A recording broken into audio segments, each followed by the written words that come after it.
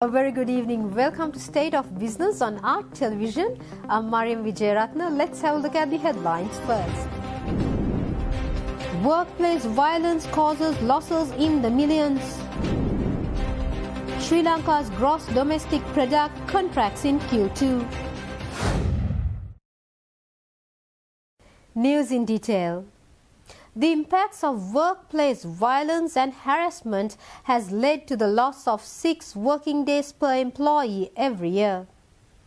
This cost the 9 Sri Lankan companies surveyed at least $1.7 million according to a new report by IFC, the International Finance Corporation.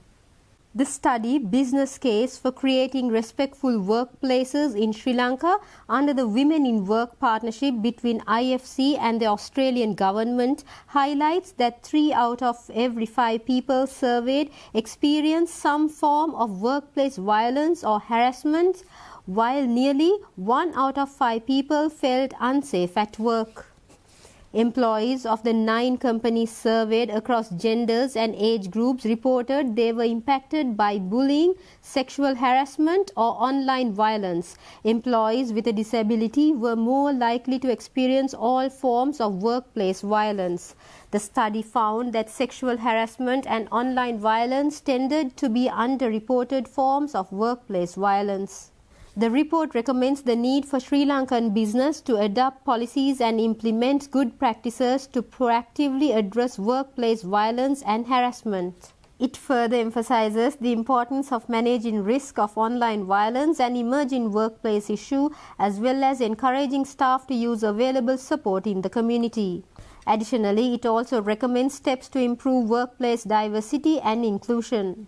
Over 1,600 employees from 9 Sri Lankan companies representing different industries including manufacturing, banking and finance, fast-moving consumer goods and tourism were surveyed for the report. Extensive discussions were also held with business stakeholders, trade unions, employee rights activists and the Sri Lankan police. Paul Stephens, Australian High Commissioner to Sri Lanka, holds that creating respectful workplaces that are free from all forms of violence and harassment is vital for Sri Lanka to achieve inclusive and sustainable growth. The findings have been used to develop tools and resources to help companies prevent and address violence and harassment in workplaces. The report also reiterates the importance of employers' measures to tackle the issues, including through implementing measures which are consistent with International Labour Organization Convention 190 on violence and harassment. In Sri Lanka, IFC has also developed a policy and toolkit to help the country's private sector address workplace violence and harassment.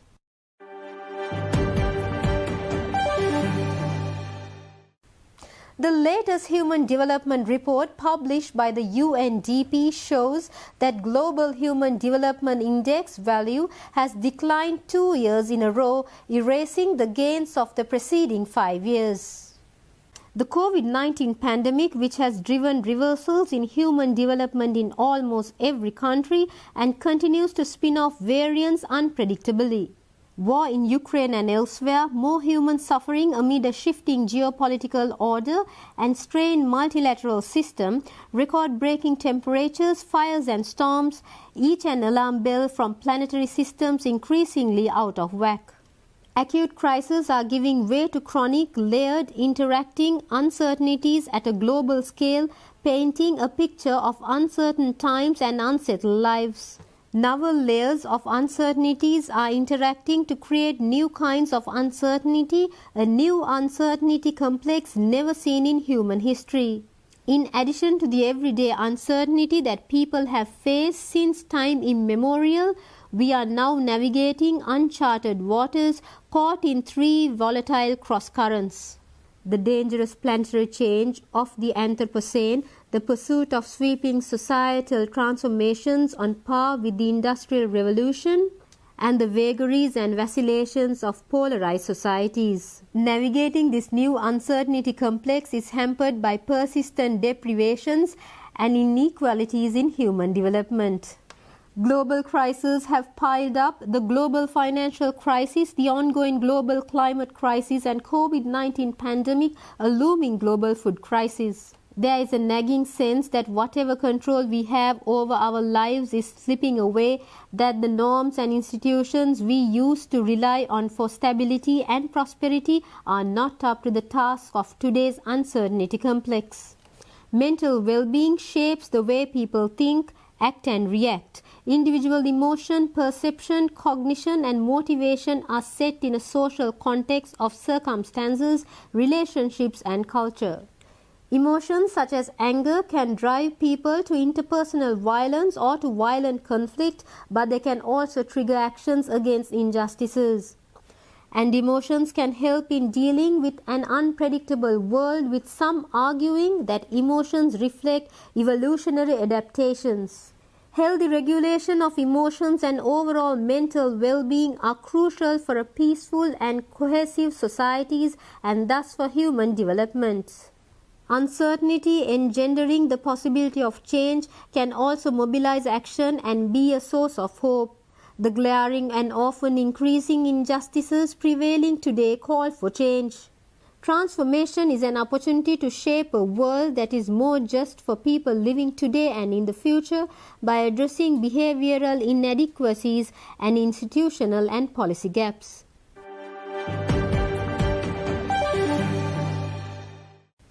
Fitch Ratings maintains that the potential impact on minimum required capital from the final Basel III regime will be muted across most Asia-Pacific's banking jurisdictions. 3 jurisdictions have generally adopted more conservative regulatory approaches and make less use of internal models than in Europe to estimate risk weights. Basel III is an international regulatory accord that introduced a set of reforms designed to mitigate risk within the international banking sector by requiring banks to maintain certain leverage ratios and keep certain levels of reserve capital on hand. The impact of the final rules will be much higher in Europe because banks there rely more heavily on the international models, which are affected by the Basel III output flow that ties modeled estimates to a fixed proportion of standardized supervisory risk weightings. The Basel Committee on Banking Supervision's February 2002 monitoring report estimates a fully phased-in implementation of the final Basel III framework could even lower the Tier 1 minimum required capital for internationally active large Asia-Pacific banks by an average of 5.5.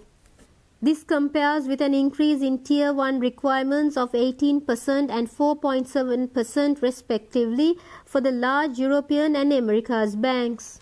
Major systems led by Australia, followed by Japan, Hong Kong and Singapore, have scheduled full implementation.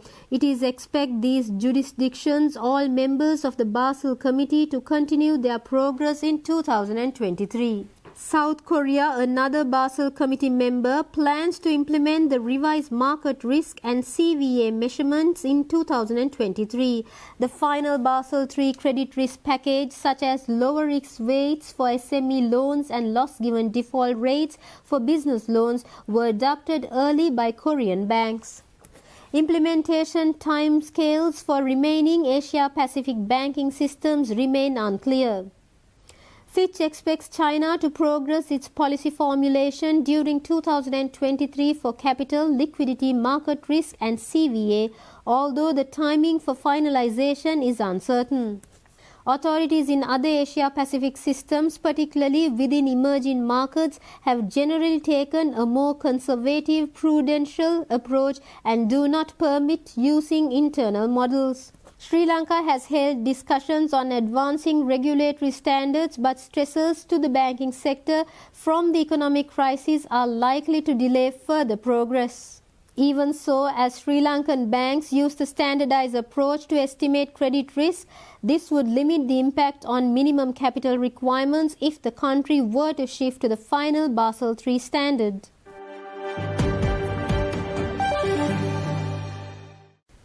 We'll be right back after this short commercial break.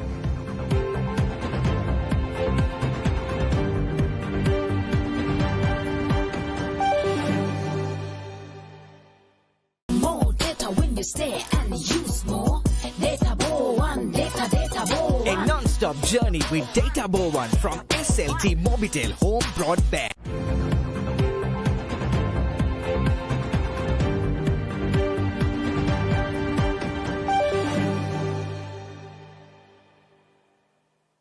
Welcome back after the break. The National Accounts Estimates released by the Department of Census and Statistics estimates that the year-on-year GDP growth rate for the second quarter of 2022 is 8.4% of negative growth rate. This is against the value reported in the same quarter in the year 2021. Further, the gross domestic product of Sri Lanka for the second quarter of 2022 at constant price has declined to rupees 2,782,114 from 3,038,855, which recorded in the second quarter of 2021. However, the GDP at constant price reported in the second quarter of 2022 is higher than the GDP at constant price reported in the second quarter of year 2020, which is amounted to 2,612,069 rupees. In the second quarter of year 2022, the year-on-year GDP growth rate is calculated based on the real GDP value reported in the second quarter of previous year.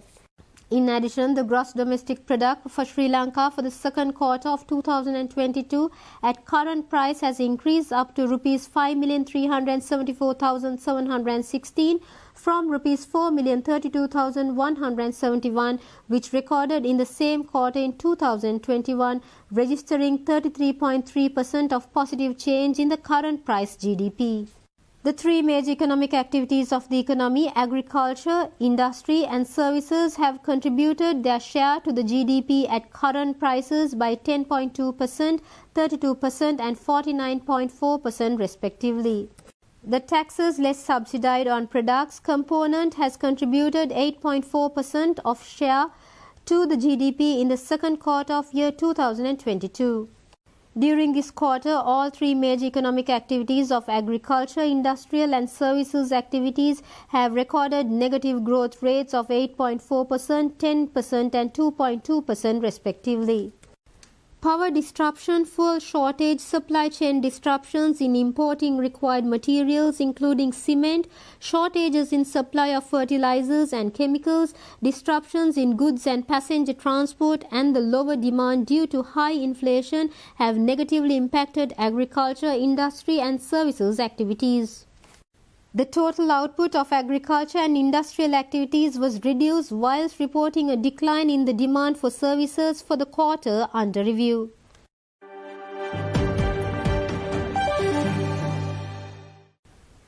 The host country agreement between the government of Sri Lanka and the International Centre for Research in Agroforestry provides international scientific, technical, financial assistance and the latest expertise in agroforestry. The agreement empowers Sri Lanka's agroforestry sector by mitigating the adverse effects of climate change. Other priority activities under the host country agreement include supporting the emergence of a climate-resilient green economy. It seeks to achieve this by mainstreaming the tools of collaborative research into national policies that address mitigation and adaptation, green development, ecosystem services, and social forestry and tenure.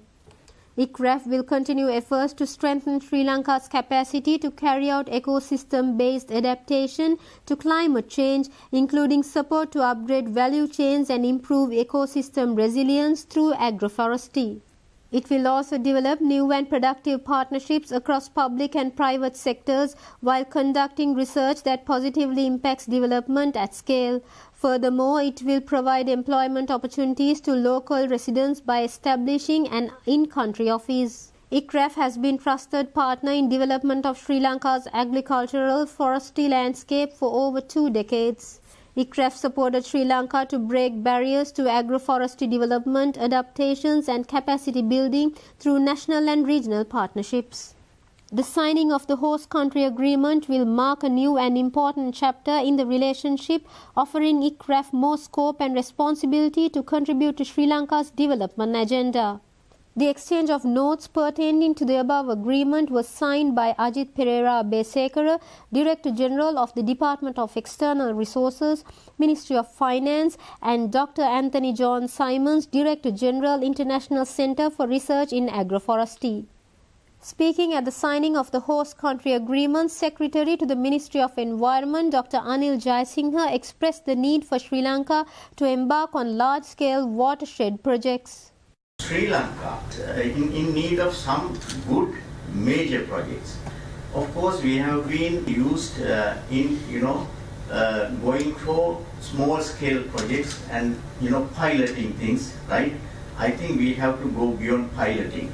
And for example, if we take the upper watershed of this country, we can set about a major project, like what we did Mahavali. Of course, it's a development project. But then again, if you take upper watershed, it's environmental and developmental program, and it can be a huge program, because we Sri Lankans know how we are badly affected due to mismanagement or non-management of upper watersheds of this country. And of course, I have given about 10 areas of our concerns to ICRA for further exploring in future. Now, Sri Lanka is in crossroads of its development path. I think, everybody agrees that the sustainable development is the feasible and best path that we could, select. And of course, in this sustainable development, the environment sector can lead, and we can, have a major impact in our journey to development. So, therefore, we need a long-term strategic partnership with ICRA.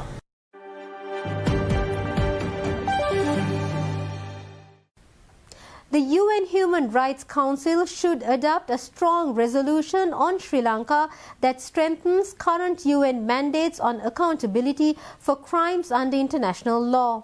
This position was put forth by 4 international human rights organizations in a letter to Council member states. The letter communicates that the resolution should also call upon Sri Lanka to address ongoing abuses, including by ending use of the Draconian Prevention of Terrorism Act, the letter says. The letter holds that President Ranil Wickremesinghe has used abusive security measures to suppress freedom of expression and peaceful assembly. Since becoming president on 21st July, President Wickremesinghe has sent the military to disperse protesters and arrest scores of people accused of participating in protest. The Prevention of Terrorism Act has been used to detain 3 student leaders without charge. The previous Foreign Minister G.L. Peiris told the Human Rights Council in June that the government would observe a moratorium on the use of that law, while the current Foreign Minister Ali Sabri, then Justice Minister, gave the same assurance to Sri Lanka's Parliament in March. In their letter to member states, the group said that the new Human Rights Council resolution should address threats to human rights in Sri Lanka and violations connected to the country's present crisis. Respect the rights of people to freely and peacefully protest and express their views without fear of reprisal or arrest. End the harassment, intimidation and arbitrary arrest of people believed to have participated in or supported recent protests. Repeal the Prevention of Terrorism Act, issue an immediate moratorium on its use in the interim period, review the detention of those held under the law. Immediately release all those not facing internationally recognizable charges and ensure that everyone detained under the law, including those in pre-trial detention, are tried promptly and fairly in a regular court. And restore the independence of the Judiciary and Human Rights Commission.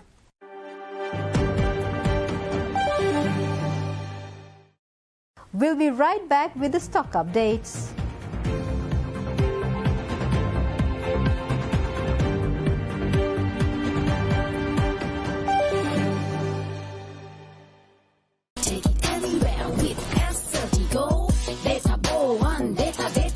A non-stop journey with Data Bow 1 from SLT Mobitel Home Broadband.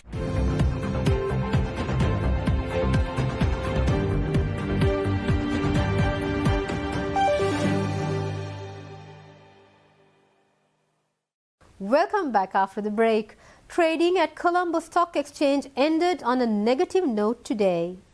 The all-share price index dropped 11.29 points to close at 10,061.09 and the S&P SL 20 dropped 14.92 points to close at 3,237.32. The turnover was 5.3 billion rupees and over 135 million shares were traded. Up next are forex rates.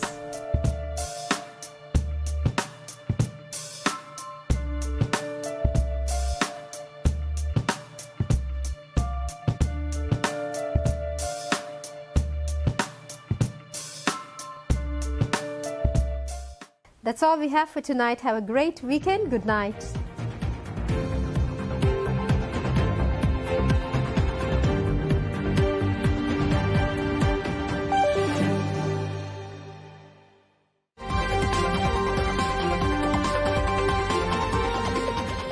State of Business was sponsored by Meet your work and learn targets. Log on to My SLT app to activate. Star, see that out. IWS Aviation.